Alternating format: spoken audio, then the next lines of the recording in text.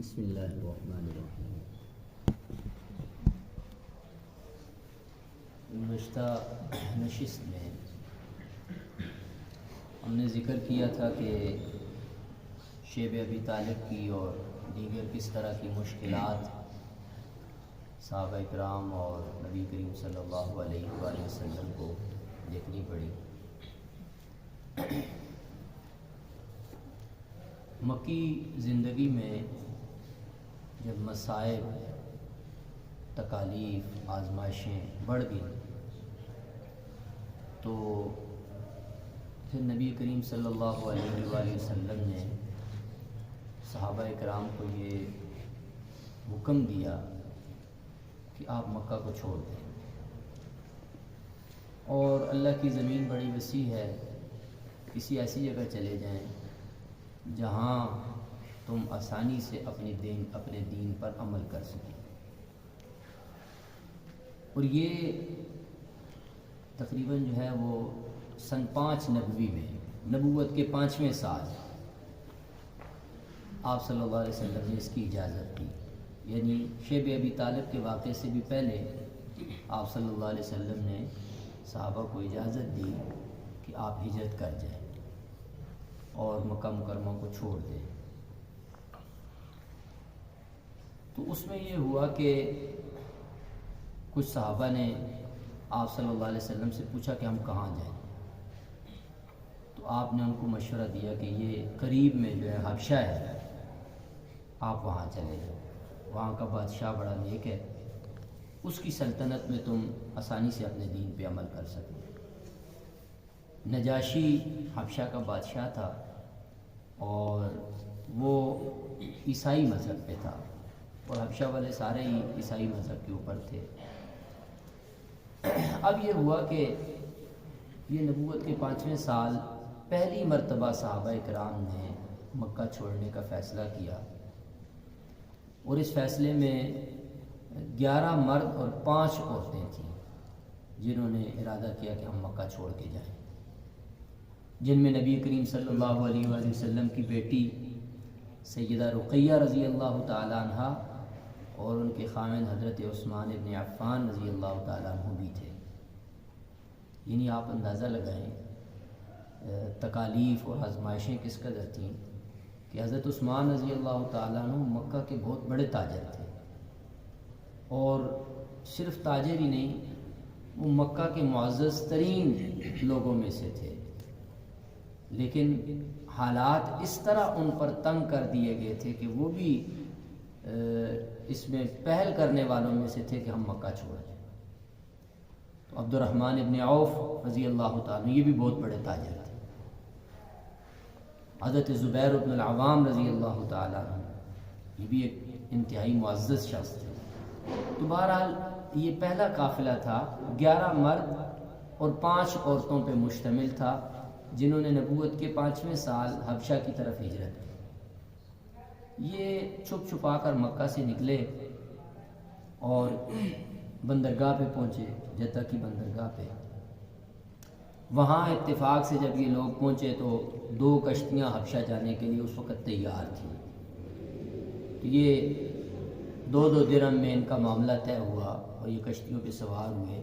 کشتیاں نکلی، ادھر مکہ والوں کو بھی پتہ چل گیا تھا کہ مسلمان یہاں سے جا رہے ہیں، اور وہ اہل مکہ یہ نہیں چاہتے تھے کہ یہ مسلمان اسلام والے اہل ایمان مکہ چھوڑ کے کسی اور جگہ پہ جائیں، کیونکہ وہ یہ سمجھتے تھے کہ اگر یہ یہاں سے باہر گئے تو باہر جا کے مضبوط ہو جائیں گے۔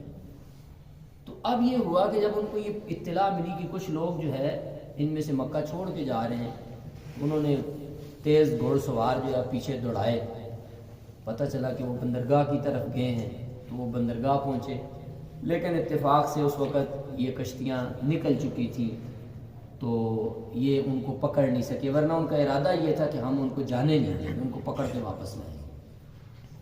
بہرحال یہ لوگ مکہ سے حبشہ پہنچ گئے، وہاں جا کر حبشہ میں کچھ دن رہے۔ کچھ دن کے بعد وہاں کسی نے افواہ پھیلائی کہ مکہ کے حالات بدل گئے ہیں، بس وہ لوگ جو ہے نا ان کو سمجھ آ گئی ہے اور لوگ اسلام میں داخل ہو رہے ہیں، ایک دم سے جو ہے نا تبدیلی آ گئی ہے، اور جوک در جوک لوگ اسلام میں آ رہے ہیں. اب مکہ کے حالات جو ہے وہ تبدیل ہونا شروع ہو گئے ہیں. تو انہوں نے کہا کہ اگر مکہ کے حالات تبدیل ہو گئے تو ہمیں واپس جانا چاہیے.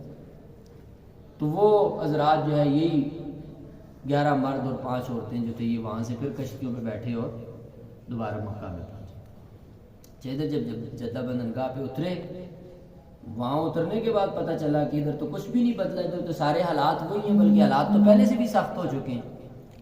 اب یہ اور پریشان ہو گئے کہ یہ تو ہمارے لیے تو اور مسائل پیدا ہو جائیں گے. تو بہرحال یہ ان لوگوں نے پھر کوشش یہ کی کہ ہم چھپ کر رہے، تو یہ چھپ کر پھر گھروں میں رہے، باہر نہیں نکلے کہ اگر مشرکین مکہ کو پتہ چل گیا تو ہمیں زیادہ وہ ٹارگٹ کریں گے، کیونکہ ہم ایک مرتبہ پہلے بھی یہاں سے نکل کے جا چکے ہیں.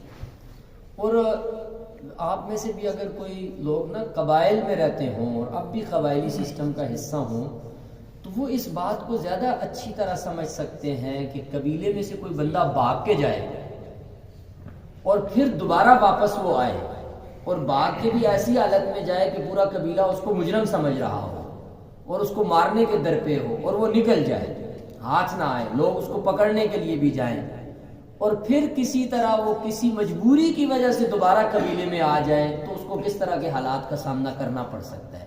تو یہ جو قبائلی سسٹم ہے اس میں یہ چیز سمجھ میں آ سکتی ہے. ہمارا جو طرز معاشرت ہے نا اس میں یہ چیز نہیں سمجھ میں آ سکتی کہ ایک بندہ چلا گیا واپس آ گیا کیا ہوا. ہمارے ہاں تو یہ ہے کہ لوگ چلے گئے 10 سال شہر میں رہے پھر واپس گاؤں میں چلے گئے، کوئی فرق نہیں پڑتا.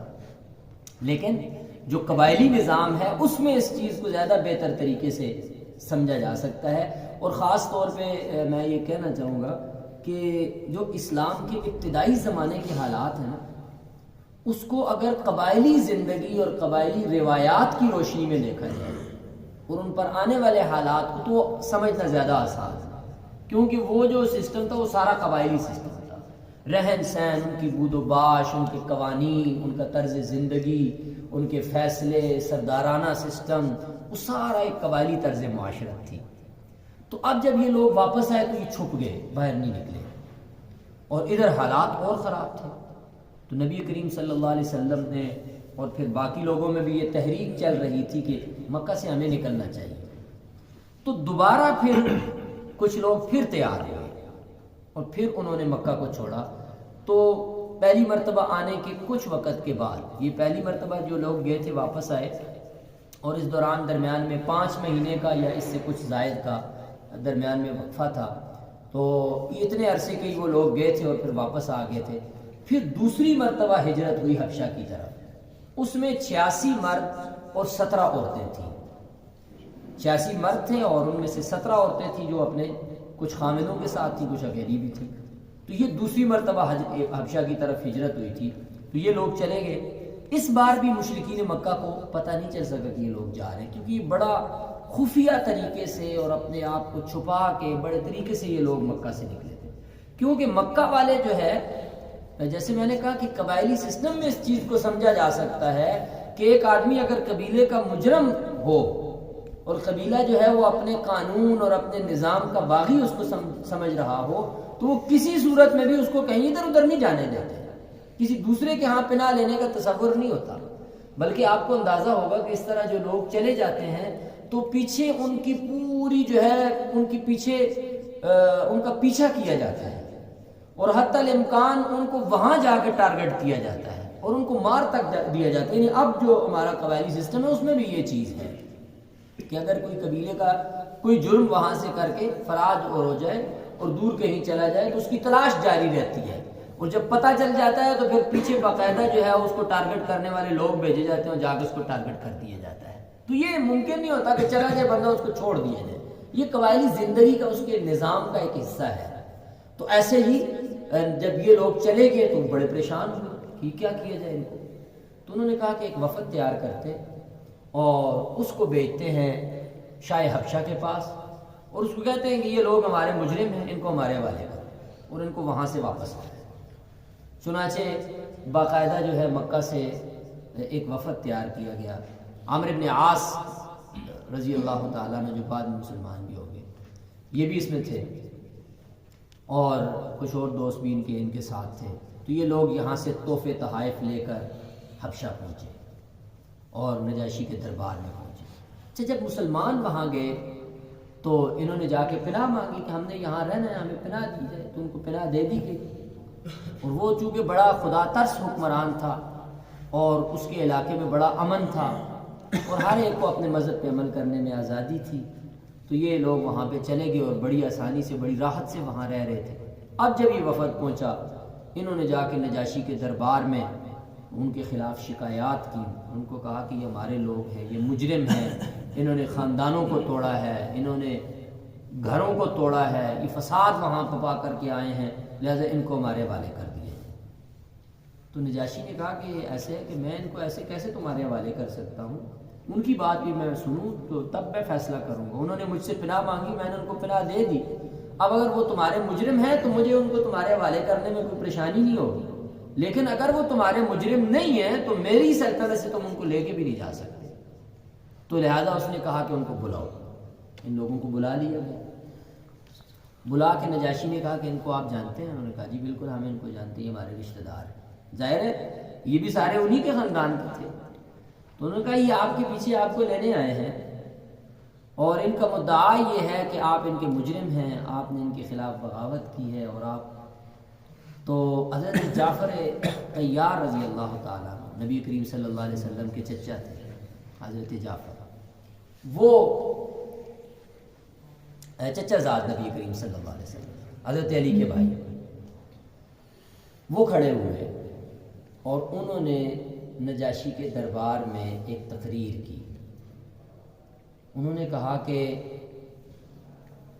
بادشاہ سلامت بات یہ ہے کہ ہم جس معاشرے کے افراد ہیں وہ بہت گرا پڑا معاشرہ ہے، آپ لوگ تو بڑی آسانی سے بڑی اچھی زندگی گزار رہے ہیں، ہمارے ہاں تو ظلم ہی ظلم تھا، جبر ہی جبر تھا، جس کے پاس طاقت ہے وہ مظلوم کو جہاں چاہے دبا لے، اس کو کوئی پوچھنے والا نہیں، وہاں ہمسائے کے حقوق کا کوئی تصور نہیں ہے، وہاں کسی کی عزت کا کوئی خیال نہیں ہے۔ ایسے معاشرے میں ہم میں سے ہمارا ہی ایک رشتہ دار، ہمارا ہی ایک عزیز، ہمارا ہی ایک بھائی، اس کو اللہ تعالیٰ نے چنا اور وہ کھڑا ہوا اور اس نے ہمیں پیغام دیا، اس نے ہمیں کہا کہ ایک تو اللہ کی توحید کے قائل ہو جاؤ، شرک چھوڑ دو، مجھے اللہ کا رسول مان لو، اور اس نے ہمیں بت پرستی سے روکا، ہم تو بت پرست لوگ ہیں، ہم تو شراب پینے والے تھے، اس نے ہمیں کہا کہ حرام کاموں سے باز آ جاؤ، زنا سے باز آ جاؤ،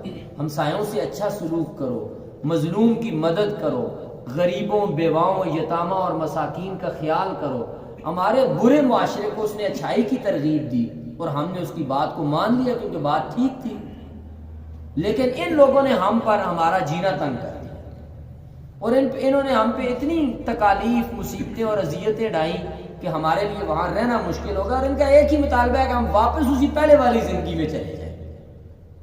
اب ہمارے لیے اور کوئی راستہ نہیں تھا کہ ہمیں ہمارے محبوب نے یہ کہا کہ تم شاہ حبشہ کے پاس چلے جاؤ کہ وہ امن والا انسان ہے، تو ہم ان کے ظلم اور جبر سے اپنے دین کو بچانے کے لیے آپ کے یہاں آئے ہیں، اب آپ کی مرضی ہے، آپ ہمارے بارے میں کیا فیصلہ کریں۔ تو بادشاہ نے ان کو کہا، عمرو بن عاص کو، کہ یہ بات آپ واضح طور پہ سن لیں کہ میں ان لوگوں کو تمہارے حوالے کرنے والا نہیں، اور یہ لوگ جس بندے کی بات کر رہے ہیں یہ تو مجھے بالکل نیک لوگ لگتے ہیں، یہ تو صحیح لوگ لگتے ہیں مجھے۔ اور بادشاہ نے پھر نجاشی نے ان سے کہا کہ اچھا وہ جو جس بندے کی آپ بات کر رہے ہیں کہ جس نے آپ کو توحید کی دعوت دی، جس نے رسالت، اس نے کوئی کلام بھی آپ کو کوئی پیش کیا ہے، کوئی بات بھی کوئی اللہ تعالیٰ کی طرف سے؟ انہوں نے کہا ہاں وہ اللہ کا کلام سناتے ہیں، اللہ کی کتاب ہے ان کے پاس۔ تو اس نے کہا کہ اس میں سے کچھ مجھے سنائیں گے؟ تو حضرت جعفر طیار رضی اللہ تعالیٰ عنہ کہا کہ ضرور سناؤ۔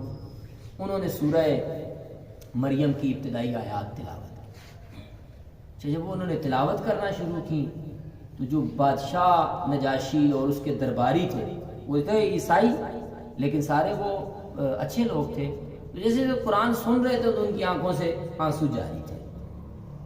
تو جب حضرت جعفر رضی اللہ تعالیٰ نے تلاوت ختم کی تو نجاشی نے کہا کہ یہ تو مجھے لگتا ہے کہ اسی چشمے سے یہ پانی بھی اور اسی چشمے سے یہ کلام بھی آ رہا ہے جس سے عیسیٰ علیہ الصلوۃ والسلام کی انجیل آئی ہے۔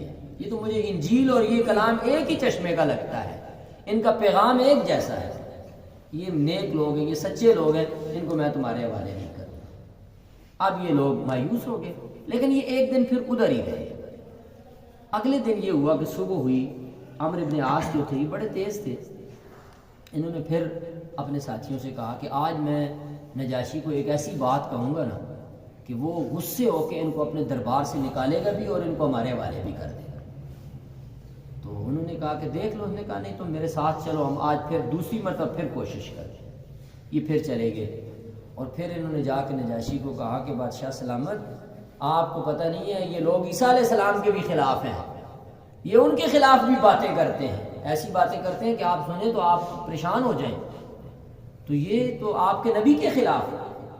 انہوں نے پھر پوچھا حضرت جعفر سے کہ آپ عیسیٰ علیہ السلام کو جانتے ہیں، ان کے بارے میں کیا کہتے ہیں؟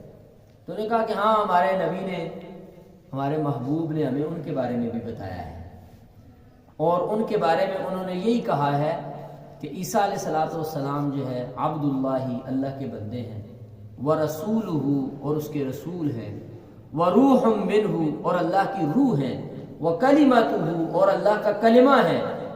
تو نجاشی رونے لگ گیا، اس نے کہا، اس نے ایک تنکا اٹھایا، اس نے تنکا اٹھا کے کہا، اس نے کہا کہ اللہ کی قسم عیسیٰ علیہ السلام ان کلمات سے اس تنکے کے بقدر بھی زیادہ نہیں ہے، جو انہوں نے کہے ہیں اس سے ایک تنکا بھی وہ زیادہ نہیں ہے، ان کی یہی شان ہے جو انہوں نے بیان کی ہے، اس سے اوپر وہ نہیں۔ پھر اس نے کہا اب تو مجھے 100% یقین ہو چکا ہے کہ جس شخص کی یہ بات کر رہے ہیں وہ اللہ کے نبی ہیں اور یہ سچا پیغام ہے۔ اور اسی موقع پہ نجاشی نے نبی کریم صلی اللہ علیہ وآلہ وسلم پر ایمان بھی لایا، کلمہ بھی پڑھ لیا، مسلمان بھی ہو گیا۔ یہی وجہ ہے کہ یہی نجاشی جب فوت ہوا بعد میں، یہ تو ہجرت کے پھر بعد میں وہ فوت ہوا، مدینہ طیبہ میں نبی کریم صلی اللہ علیہ وسلم جب چلے گئے، اس کا انتقال ہوا، تو آپ صلی اللہ علیہ وآلہ وسلم نے صحابہ کو فرمایا کہ، اور اللہ تعالیٰ نے نبی علیہ السلام کو بتا دیا، جبریل آئے، انہوں نے بتایا کہ نجاشی بادشاہ حبشہ جو ہے وہ فوت ہو گیا ہے۔ تو آپ صلی اللہ علیہ وسلم نے صحابہ کو فرمایا کہ مجھے نجاشی کا جو جنازہ ہے وہ میرے سامنے کر دیا گیا ہے، تم صفے بناؤ، ہم اپنے بھائی پہ نماز جنازہ پڑھتے ہیں۔ تو یہ وہ ایک جنازہ تھا جو بظاہر غائبانہ تھا لیکن نبی علیہ السلام کے لیے حاضرانہ تھا، کیونکہ نجاشی کو آپ صلی اللہ علیہ وسلم کے سامنے کر دیا گیا۔ تو پھر آپ صلی اللہ علیہ وسلم نے صحابہ اکرام کو نجاشی کے اوپر جو ہے وہ نماز جنازہ بھی پڑھائی۔ تو نجاشی ایمان لے آیا تھا، اس نے ان کو واپس نہیں کیا تھا۔ بہرحال یہ لوگ مایوس وہاں سے پھر واپس آ گئے تھے۔ تو یہ اس کے بعد پھر انہوں نے جب یہ کیا تھا، جو شیب ابی طالب کا جو ان کا معاہدہ تھا، اور جو پچھلے نشست میں ہم نے ذکر کیا تھا، جو مسلمانوں کا سوشل بائیکاٹ انہوں نے کیا تھا، یہ اس سے واپس آنے کے بعد پھر یہ سر جوڑ کے بیٹھے، تو انہوں نے کہا کہ اب کوئی ان کا حل کرنا چاہیے۔ تو باہر بھی آہستہ آہستہ جو ہے نا مشہور ہو رہے ہیں، اور اب دیکھو نجاشی نے ان کو مان لیا تو وہاں بھی لوگ ان پر اسلام قبول کر لیں گے، اور وہ خود ظاہر ہے اس نے آ کے بتایا کہ وہ تو کہہ رہا تھا کہ یہ نبی ہیں اور سچے ہیں، تو وہ تو پوری سلطنت ہے، اگر وہ سارے ہی مسلمان ہو گئے تو ان کے پاس تو پورا ایک ملک آ جائے گا۔ تو بہرحال یہ اس موقع پہ یہ چیزیں پیش آئیں، اور پھر انہوں نے اس کے بعد مسلمانوں پہ حالات اور تنگ کر دیے، اور سختیاں اور تکالیف اور آزمائشیں جو ہے ان کے اوپر ڈالنا شروع کر دیں، اور پھر سوشل بائیکاٹ بھی کیا۔ لیکن بہرحال یہ ہجرت کا ایک تسلسل ہے، تو پہلے ہم نے اس کو اس لیے ذکر نہیں کیا کہ چونکہ اب ہم نبی کریم صلی اللہ علیہ وسلم کی ہجرت کی طرف جا رہے ہیں، تو ہجرت کی اصل ابتدا جو ہے وہ حبشہ کی ہجرت سے ہوتی ہے۔ پہلی مرتبہ حبشہ کی طرف ہجرت، پھر دوسری مرتبہ حبشہ کی طرف ہجرت، پھر اس کے بعد اب تیسری مرتبہ جو ہجرت آئے گی وہ مدینہ طیبہ کی طرف ہجرت ہوگی۔ تو اسی دوران جو ہے کچھ اور چیزیں بھی ہوئیں، وہ بھی ہمارے ذہنوں میں ہونی چاہیے۔ ابو جہل، ولید ابن مغیرہ، حضرت خالد ابن ولید کا والد، اور اس طرح بڑے بڑے جو کفار کے لیڈر تھے وہ جمع ہوئے، اور انہوں نے جمع ہو کر یہ فیصلہ کیا کہ ان سے کسی ایسی بات کا مطالبہ کرتے ہیں جو یہ نہ کر سکے، جو ان کے اختیار میں نہ ہو۔ تو اگر وہ کام وہ کر لیتے ہیں تو پھر ہم مان لیں گے کہ یہ سچے ہیں، اور اگر وہ عاجز آ جائیں گے تو پھر سارے لوگوں کو پتہ چل جائے گا کہ یہ جھوٹے ہیں، اور لوگ ان کو جھٹلا دیں گے، لوگ ان سے پیچھے آ جائیں گے۔ چنانچہ بہت سارے لوگوں کا ایک پورا جرگہ اکٹھا، بڑے بڑے سرداروں کا. اور جو اکٹھا ہونے کے بعد نبی کریم صلی اللہ علیہ وسلم سے انہوں نے ملاقات کی اور انہوں نے کہا کہ اگر آپ ہمیں جو ہم تمہیں کہتے ہیں وہ کر کے دکھا دو تو ہم مان لیں گے کہ آپ سچے ہیں. یہ رات کا وقت تھا. تو نبی کریم صلی اللہ علیہ وسلم نے فرمایا کیا مطالبہ ہے تمہارا؟ انہوں نے سر جوڑ کے بیٹھے, سوچے کہ کیا کرنا چاہیے. تو انہوں نے کہا کہ اصل میں زمین کی چیزوں پہ ان کا جادو چل جاتا ہے, ہم ان کو کوئی آسمان کی بات کہتے ہیں جہاں تک ان کے جادو کا اثر نہ پہنچ. تو انہوں نے کہا کہ ہمارا مطالبہ یہ ہے کہ یہ جو چاند ہے اس چاند کے آپ 2 ٹکڑے کر کے دکھا دیں. اگر آپ اس چاند کے 2 ٹکڑے کر کے دکھا دیں تو ہم آپ کی بات مان لیں گے کہ واقعتاً آپ سچے ہیں. اور یہ مستند احادیث میں اور مستند روایات میں یہ چیز ہے, قرآن کی آیات سے اس کی تائید ہوتی ہے. نبی کریم صلی اللہ علیہ وسلم نے فرمایا کہ اگر میں چاند کو 2 ٹکڑے کر کے دکھا دوں تو پھر تم مان لو گے کہ میں اللہ کا نبی ہوں؟ تو نے کہا ہاں مان لیں گے کہ آپ اللہ کے سچے نبی. تو نبی کریم صلی اللہ علیہ وسلم نے اللہ تعالیٰ سے دعا کی. تھوڑی دیر دعا کرنے کے بعد اللہ کی طرف سے آپ کو اجازت ملی. تو آپ صلی اللہ علیہ وسلم نے اپنے ہاتھ کے اشارے سے چاند کی طرف اشارہ کیا ہاتھ کی انگلی سے, تو چاند 2 ٹکڑے ہو گیا. اور ایک ٹکڑا چاند کا جبل ابی قبیس کی طرف چلا گیا اور دوسرا جو حرم میں تھے ایک جبل ابی قبیس کی طرف اور دوسرا جبل قیعان کی طرف. 2 پہاڑ تھے مکہ کے, ان 2 پہاڑوں کی طرف چاند تقسیم ہو گیا. اب یہ دیکھتے ہیں چاند کو, وہ تاریخی روایات بتاتی ہیں کہ یہ اپنی آنکھوں کو پوچھتے ہیں, کپڑوں کے ساتھ ملتے ہیں اور کہتے ہیں کہ ہماری آنکھوں پہ جادو تو نہیں ہو گیا. پھر دیکھتے ہیں, پھر کہتے ہیں کہ نہیں چاند ٹھیک ہے ہمارے اوپر جادو ہو گیا ہے, انہوں نے ہمارے اوپر جادو کر دیا ہے.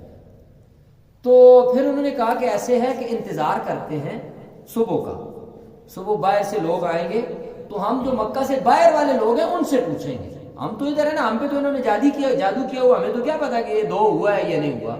اگر باہر والوں نے بھی یہ مشاہدہ کیا ہوا کہ جی ہاں باہر بھی جو ہے یہ چیز دیکھی گئی ہے تو اس کا مطلب یہ ہے کہ یہ کام چیز, کیونکہ ساری دنیا پہ تو جادو نہیں ہو سکتا نا, تو جادو تو ہم پہ ہی ہوگا. یعنی اس وقت انہوں نے یہ کہا کہ ساری دنیا پہ تو جادو کرنا ممکن نہیں ہے نا کہ یہاں بیٹھ کے یہ ساری دنیا پہ جادو کر دیں. اگر جادو ہوا بھی ہے تو ہم پہ ہوا ہے نا, باہر والوں پہ تو نہیں ہوا. تو لہذا کل کا انتظار کرو. لہذا اگلے دن کا انتظار شروع ہو گیا.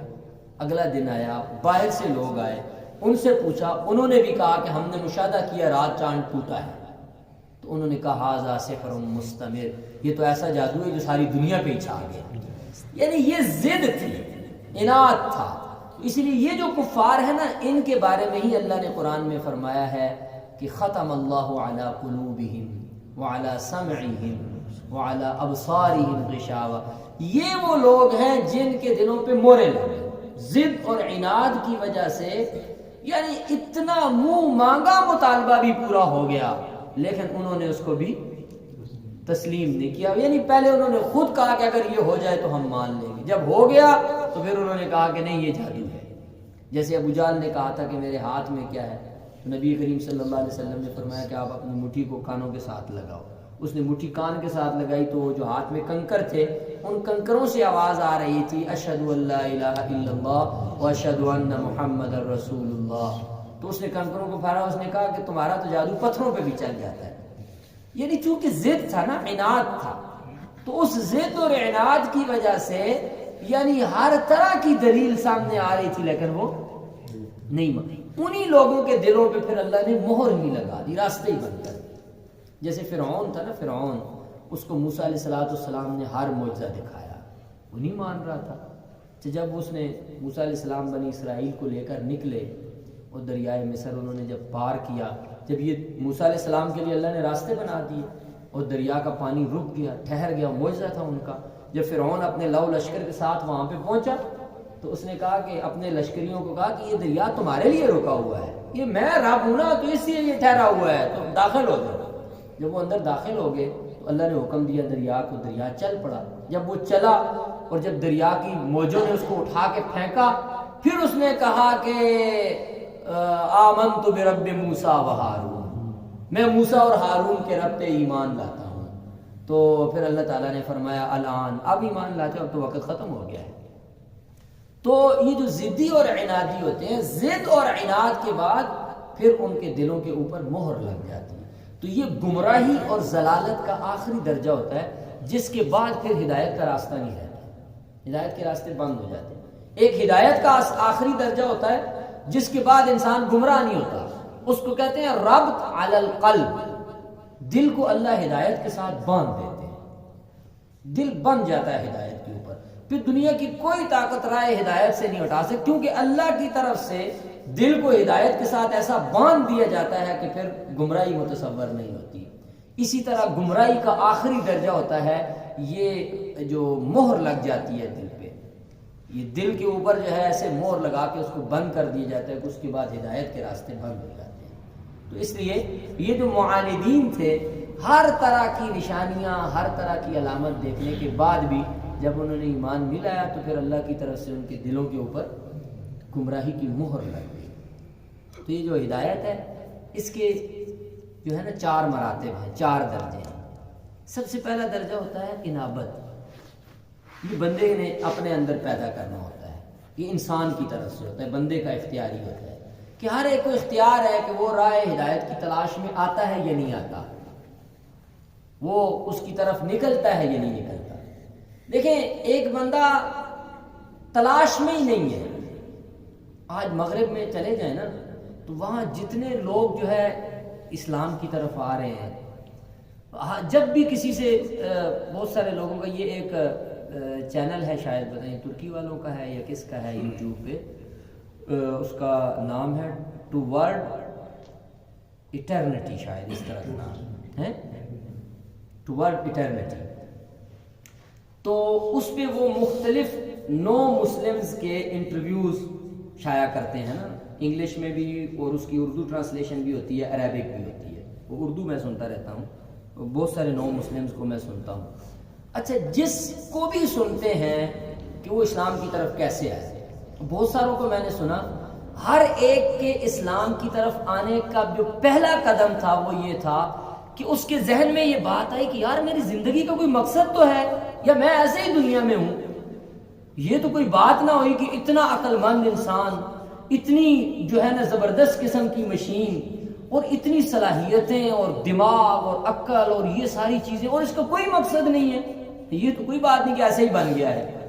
جس نے یہ پہلی سوچ ہے، کئی لوگوں کو میں نے وہاں سنا، وہ سب یہی کہہ رہے ہیں کہ مجھے یہ خیال پیدا ہوا کسی خاص واقعے کے تناظر میں، کہیں 9/11 کے تناظر میں، کسی اور جو ہے نا وہ اسلاموفوبیا کے تناظر میں، اس کے دل میں یہ چیز پیدا ہوگی یار ہمارا کوئی مقصد ہے یا ہم ایسے ہی ہیں دنیا میں. تو یہ ہے انابت. خیال پیدا ہو جائے، رجوع اللہ کی طرف، ایک میں کس لیے آیا ہوں، مجھے کس نے بھیجا، آخر میں نے کیا کرنا ہے. یہ جب انسان کے اندر یہ چیز اندر سے پیدا ہوتی ہے کہ میرا مقصد کیا ہے، تو پھر اللہ کی طرف سے اس کو اگلا سٹیپ خود ملتا ہے، وہ اللہ کی طرف سے ہوتا ہے. اس کو کہتے ہیں ہدایت، رہنمائی. پھر اللہ تعالیٰ فوراً اس کی رہنمائی کرتے ہیں.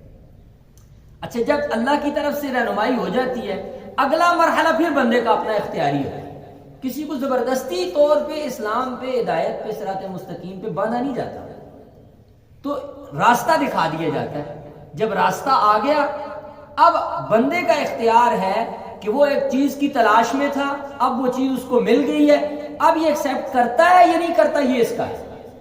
کیونکہ جو فیصلہ ہے آخرت کی، جنت کا، جہنم کا، انعام کا، عذاب کا، وہ انسان کے اختیار پہ ہے کہ اپنے اختیار سے یہ کیا کرتا ہے. تو اس میں پھر بندے کا اختیار ہوتا ہے کہ اب یہ اس کو اپنے اختیار سے قبول کر کے اس کے اوپر قائم ہوتا ہے، یعنی اس کو استقامت کہتے ہیں. یہ استقامت جب انسان اختیار کرتا ہے تو اس کے بعد پھر اگلا جو مرحلہ ہے ہدایت کا، وہ اللہ کی طرف سے آتا ہے، وہ انعام ہوتا ہے، وہ بندے کا اپنا نہیں ہوتا. اس کو کہتے ہیں ربط علی القلب، کہ دل کے اوپر جو ہے اللہ تعالیٰ ہدایت کو باندھ دیتے ہیں. تو یہ ہدایت کے مراتب ہیں. اسی طرح اس کے مقابلے میں گمراہی کے بھی درجات ہوتے ہیں. انسان جب گمراہی میں جاتا ہے، ضلالت میں جاتا ہے، تو وہاں بھی اسی طرح ہوتا ہے. اس میں سب سے پہلے شکوک و شبہات ہوتے ہیں. جب آپ کو راہ ہدایت کے بارے میں شکوک پیدا ہو گئے، شکوک و شبہات آ گئے، تو وہ شکوک و شبہات انسان کے اختیاری ہوتے ہیں. ظاہر ہے انسان اپنے اختیار سے ایک چیز میں شک میں پڑ رہا ہے اور اپنے اختیار سے گمراہی کی طرف جا رہا ہے اور شیطان کے ہاتھ چڑھ رہا ہے. جب اس میں پڑتا ہے تو پھر اگلے سٹیپ پہ وہ خود ہی چلا جاتا ہے، وہ ضلالت ہوتی ہے، گمراہی ہوتی ہے۔ شک انسان کو گمراہی میں لے کے جاتا ہے۔ جب گمراہی کے اندر چلا گیا اور اس کے بعد پھر گمراہی میں جانے کے بعد بھی ایک راستہ ہوتا ہے کہ آپ اناد نہ کریں، ضد نہ کریں، حق کی تلاش میں لگے رہیں۔ گمراہی میں تو انسان چلا گیا ہے، لیکن اگر وہ اس پر ضد کر لیتا ہے، اس پہ اڑ جاتا ہے اور اس پہ اناد میں آ جاتا ہے، خالصتاً تعصب اور بغض کی بنیاد پہ نہیں مانتا، تو پھر اس کے اوپر اگلا مرحلہ اللہ کی طرف سے بطور عذاب مسلط ہوتا ہے۔ اس کو جو ہے پھر کہتے ہیں کہ وہ ختم علی القلب ہے، وہ مہر لگ جاتی ہے گمراہی کی دل کے اوپر۔ تو یہ جو لوگ تھے، جو معاندین تھے مشرکین مکہ میں سے، یہ ایسے لوگ تھے کہ بالکل کھلی نشانیاں سامنے آنے کے باوجود، منہ مانگے معجزات دکھلانے کے باوجود، وہ چونکہ عنادی تھے، ضدی تھے، اس لیے وہ مان نہیں رہے۔ انہی لوگوں کے بارے میں، خاص ان لوگوں کے بارے میں اللہ نے قرآن میں فرمایا ختم اللہ علی قلوبہم وعلی سمعہم وعلی ابصارہم غشاوہ، اور کہ یہ لوگ ہیں جن کے دلوں پہ مورے لگ گئی ہیں، جن کے کانوں پہ مورے لگ گئی ہیں، کہ آنکھوں پہ پردے پڑ گئے ہیں۔ اب ان کے بارے میں ہے کہ یہ کبھی بھی جو ہے نا ہدایت کے راستے کی طرف نہیں آئیں گے، ان میں سے پھر کوئی بھی مسلمان نہیں۔ تو یہ تو ابتدا میں یہ آیت نازل ہوئی، مخصوص لوگوں کے بارے میں نازل ہوئی، وہ مسلمان تو بعد میں بھی لوگ، سارے کافروں کے بارے میں نہیں کہ تمام کافروں کے دلوں پہ مہر ہے، نہیں، یہ انادیوں کے بارے میں ہے، ضدیوں کے بارے میں۔ جو ضدی اور انادی ہوں گے ان کے دلوں پہ ضد اور اناد کی وجہ سے مہر لگ جاتی ہے۔ تو بہرحال یہ ہجرت کا جو ہے ایک آغاز ہے، پہلی ہجرت حبشہ، پھر دوسری ہجرت حبشہ۔ پہلی ہجرت حبشہ میں 11 مرد اور 5 عورتیں، اور دوسری ہجرت حبشہ میں 86 مرد اور 17 عورتیں۔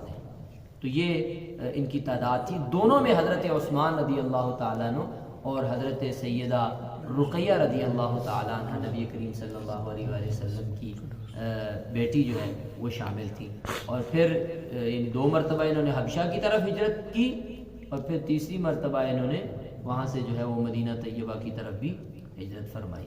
تو بہرحال حضرت عثمان رضی اللہ تعالیٰ عنہ کے بارے میں خاص طور پہ یہ کہا گیا کہ یہ ذو ہجرتین ہیں، یعنی یہ وہ شخص ہیں جنہوں نے اپنی بیوی کو ساتھ لے کر اللہ کے راستے میں 2 مرتبہ ہجرت کی۔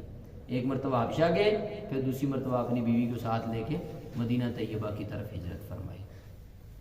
تو اس کے بعد پھر جو ہے نا نبی کریم صلی اللہ علیہ وآلہ وسلم پہ جو اگلا مرحلہ آیا، اس میں سفر معراج اور سفر اسراء کا بھی ہے، وہ بھی مکہ مکرمہ میں، اس کا ہم انشاءاللہ آئندہ ذکر کریں گے۔ لیکن یہ جب آپ صلی اللہ علیہ وآلہ وسلم جو ہے شیب ابی طالب سے باہر تشریف لائے، تو اس میں یہ ہوا کہ پہلے جو ہے نبی کریم صلی اللہ علیہ وسلم کے چچا جناب ابو طالب کا انتقال ہوا۔ اس کے 3 یا 5 دن بعد آپ صلی اللہ علیہ وسلم کی زوجہ محترمہ ام المومنین سیدہ خدیجہ الکبریٰ رضی اللہ تعالیٰ عنہ کا انتقال ہے۔ تو یہ تقریباً نبوت کے 10ویں سال ہوا، کیونکہ 7 سے 10 تک یہ شیب ابی طالب کا جو معاملہ تھا، جو اقتصادی بائیکاٹ تھا، یہ رہا، اور 10 کو جب آپ صلی اللہ علیہ وسلم اور آپ کے خاندان کے ساتھ یہ بائیکاٹ اور یہ جو قطع تعلقی تھی یہ ختم ہوا، تو فوراً جو ہے یہ ایک بہت بڑا غم اور دھچکا تھا نبی کریم صلی اللہ علیہ وآلہ وسلم کے لیے کہ جناب ابو طالب اور نبی کریم صلی اللہ علیہ وسلم کی زوجہ محترمہ کا جو ہے وہ 3 یا 5 دنوں کے فاصلے سے دونوں کا ایک ساتھ انتقال ہو۔ اور یہ 2 جو ہے نبی کریم صلی اللہ علیہ وسلم کے 2 خاص بازو تھے اور آپ کا خاص سہارا تھے اسباب کے دائرے میں۔ یوں تو نبی کا ہر جو ہے عمل جو ہے وہ اللہ کی ذات پر ہوتا ہے بھروسہ اور اختیار، لیکن جو اسباب تھے آپ کے ارد گرد، ان میں اگر گھر کے اندر سے مضبوط سپورٹ تھی تو یہ جو ہے ایک باصلاحیت اور با ہمت، اور چونکہ حضرت ام المومنین سیدہ خدیجہ رضی اللہ تعالیٰ عنہ نبی کریم صلی اللہ علیہ وسلم سے تقریباً 15 سال بڑی تھی، اور ایک مضبوط عمر کی سمجھدار اور ماحول اور حالات اور مسائل کو سمجھنے والی خاتون تھی، تو آپ کو مشورے دینا اور آپ کو آراء دینا اور آپ کی تربیت، یعنی آپ صلی اللہ علیہ وسلم کے ساتھ چلنا اور ہر چیز میں آپ کو اچھی اچھی آراء دینا، یعنی حوصلے دینا، یہ آپ صلی اللہ علیہ وسلم کی ایک بڑی زبردست قسم کی معاون تھی۔ تو یہ گویا اللہ کی طرف سے ایک غیبی جو ہے آپ صلی اللہ علیہ وسلم کی تربیت کا اور آپ کی ہمتوں کو بڑھانے کا ایک انتظام تھا زوجہ محترمہ کی صورت. اس لیے آپ صلی اللہ علیہ وسلم کے لیے پہلی بیوی اور ان کی زندگی میں آپ نے اور کوئی شادی بھی نہیں کی، اس عورت کا انتخاب کیا جو پختہ حالات کو سمجھنے والی تجربہ کار خاتون تھی. تو جب ان کا انتقال ہوا اور آپ بے پناہ ان سے محبت بھی کرتے تھے، بہت زیادہ محبت کرتے تھے سیدہ خدیجہ الکبریٰ رضی اللہ تعالیٰ عنہ سے، اتنی محبت کرتے تھے کہ حضرت عائشہ صدیقہ رضی اللہ تعالیٰ عنہ فرماتی ہیں کہ مجھے اگر دنیا میں کسی پہ غیرت آئی ہے نا، کسی سے مجھے ایسے ہوا ہے کہ اس کے پاس یہ ہے میرے پاس نہیں ہے، تو وہ صرف حضرت خدیجہ الکبریٰ رضی اللہ تعالیٰ عنہ، کہ مجھے اس پہ غیرت آتی تھی کہ نبی علیہ السلام ان سے اتنی محبت کیسے کرتے ہیں، آخر وہ کیا تھا ان میں کہ اتنی محبت ہے آپ صلی اللہ علیہ وسلم. بعض مرتبہ حضرت عائشہ کہتی بھی تھی کہ یا رسول اللہ آپ اس بوڑھی عورت کو نہیں چھوڑتے، وہ اتنی بڑی تھی بوڑھی تھی اور میں دیکھیں کتنی ینگ اور اتنی جو ہے نا تیز اور اتنی جوان آپ کے پاس ہوں، اور آپ بار بار آتے ہیں اسی بڑھیا کے تذکرے کرتے ہیں. تو نبی کریم صلی اللہ علیہ وسلم فرماتے تھے کہ عائشہ جو خدیجہ ہے اس کا مقابلہ دنیا کی عورتیں اور کوئی نہیں کر سکتی. حضرت عائشہ سے بھی اپنا محبت تھی، باقی ازواج سے بھی تھی، لیکن حضرت خدیجہ سے آپ کا ایک منفرد ہی معاملہ تھا محبت. تو جب ان کا انتقال ہوا تو آپ صلی اللہ علیہ وسلم بہت غمگین ہوئے، اور پھر آپ نے فرمایا کہ یہ تو ہمارے لیے انتہائی غم کا سال ہے. اور پھر اچانک آپ صلی اللہ علیہ وسلم جو ہے، یعنی گویا کہ جب یہ دونوں شخصیات اٹھیں تو آپ صلی اللہ علیہ وسلم نے فیصلہ کر لیا کہ مکہ والے نہیں مانیں گے، اب ہمیں کسی اور طرف جانا چاہیے. یعنی اس وقت تک آپ صلی اللہ علیہ وسلم کی دعوت مسلسل مکہ میں جاری تھی، مشقتیں بھی اٹھا رہے تھے، یعنی ابو جہل کے پاس بھی بار بار جا رہے تھے کہ آج نہیں تو شاید کل مان لے، کل نہیں تو شاید پرسوں مان لے. 20 مرتبہ اس کے پاس گئے، ابو سفیان کے پاس گئے، ولید ابن مغیرہ کے پاس گئے، ان سب کے پاس بار بار جا رہے تھے نبی کریم صلی اللہ علیہ وسلم کہ کسی طرح مان لے. وہ معجزات مانگ رہے تھے، آپ دکھا رہے تھے، دعائیں کر رہے تھے اللہ تعالیٰ سے کہ شاید مان جائے، لیکن وہ نہیں مان رہے تھے. اب آپ صلی اللہ علیہ وآلہ وسلم نے فیصلہ کیا طائف جانے کا. تو اس میں پھر آپ صلی اللہ علیہ وسلم نے ان دونوں کے وصال کے بعد آپ نے طائف کا سفر فرمایا. تو آئندہ نشست میں انشاءاللہ ہم ہجرت حبشہ پہ بھی بات کریں گے، سفر طائف پہ بھی ہجرت مدینہ پہ بھی بات کریں گے، سفر طائف پہ بھی بات کریں گے انشاءاللہ. معراج کے حوالے سے بھی کچھ باتیں انشاءاللہ آئندہ نشست میں ہوگی.